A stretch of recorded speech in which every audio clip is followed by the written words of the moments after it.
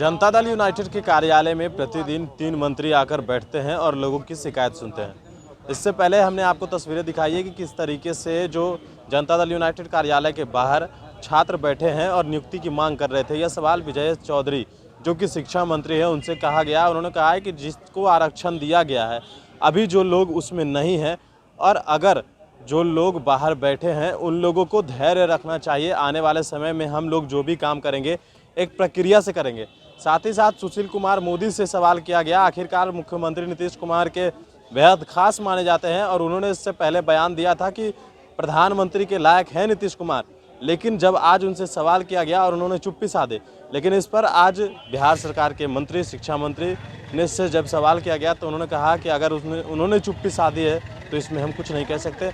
लेकिन जो बयान शिक्षकों को लेकर, नियुक्ति को लेकर जो विजय चौधरी ने दिया है, सुनिए उस पूरे बयान को।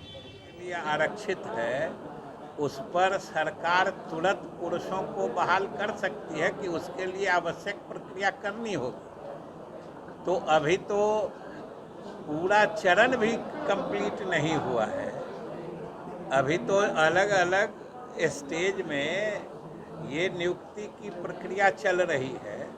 तो इस बीच में जो सीट महिलाओं या उस मायने में किसी अन्य वर्ग या कोटि के लिए आरक्षित हैं, उन पर सरकार कैसे तुरंत बहाल कर सकती है। इसलिए इन लोगों को हम लोगों के तरफ से आप लोग भी कहिएगा कि धैर्य रखने के लिए, आखिर आरक्षण किसी वर्ग को दिया जाता है, ये तो विशेष सुविधा होती है ना। उसको तुरंत अगर नहीं कोई उस श्रेणी के लोग मिलते हैं तो उसकी भी दूसरे श्रेणी से लेने के लिए उसकी भी निर्धारित प्रक्रिया होती है। ऐसा नहीं है कि जब तुरंत कोई श्रेणी के लोग नहीं आए तो दूसरे श्रेणी में के लोग ले लिए जाएंगे। इसलिए इन लोगों को धैर्य रखना चाहिए।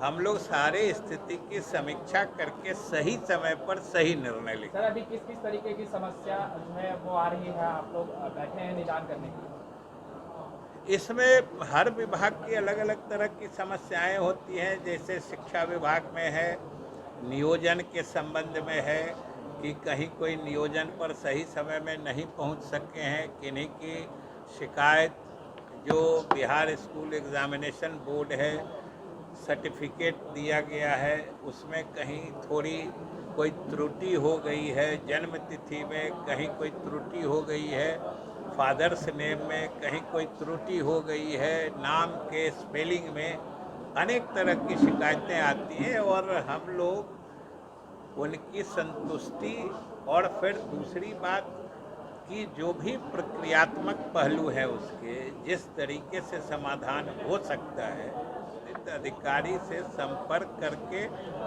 जो आते हैं शिकायत लेकर उनके समस्या का निराकरण करते हैं। सर, आप लोगों ने मंत्री जी उन्होंने कहा था कि मुख्यमंत्री ने पीएम बनने के गुण है, लेकिन आज जब उनसे सवाल किया गया तो उन्होंने चुप्पी साध दी। ये तो सवाल पूछने वाले जानिए, जवाब देने वाले जाने। हमारे समझ से इस बात का मतलब क्या होता है? ये बात तो कोई मतलब की बात ही नहीं है। विपक्ष ने तंज कसा है कि अफगानिस्तान में राष्ट्रपति का पद खाली है, ये बिहार और देश में पीएम की कोई वैकेंसी नहीं। पहले वो जहाँ भी मुख्यमंत्री को जाने की सलाह दे रहे हैं, पहले वो खुद वहाँ पहुंचकर विपक्ष की कुर्सी तो सलामत कर लें।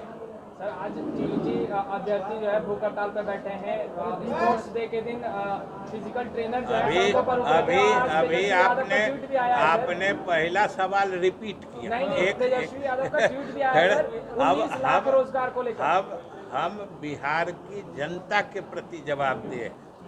अगर जनता की कोई बात है, जनता की कोई मांग है तो आप बताइए, हम निश्चित उसका निराकरण करेंगे। रोजगार का मुद्दा उठाया, रोजगार का मुद्दा उठाया तेजस्वी यादव ने। क्या रोजगार का मुद्दा, रोजगार देने की जो सरकार आप लोग क्या देख रहे हैं? जो हम लोग इतने हजारों हजार शिक्षक की रोज नियुक्तियां कर रहे हैं, ये रोजगार नहीं है क्या? और अगर रोजगार है तो आप क्यों नहीं उनको समझाते हैं जो आप भी देख रहे हैं? आप सिर्फ पत्रकार हैं कि आप बिहार के नागरिक भी हैं? आप क्यों नहीं समझाते? आपके नज़र के सामने हजारों नियुक्तियां रोज हो रही हैं। अच्छा, नियोजित शिक्षकों को ऐच्छिक अब नियोजित शिक्षक नहीं है, अब सारे लोग शिक्षक हैं। आप नियोजित शिक्षक कह के उनकी श्रेणी घटा रहे उनको आप लोगों ने कहा था इसलिए हम कहा था और सॉफ्टवेयर बन रहा है, वो लोग उसमें डालेंगे। पहले महिला, दिव्यांग उस श्रेणी के और पारस्परिक स्थानांतरण के मामले टेकअप किए जाएंगे, फिर बाद में दूसरों पर विचार होगा। समय सीमा तय है क्या? कोई समय सीमा वो जल्दी होगा।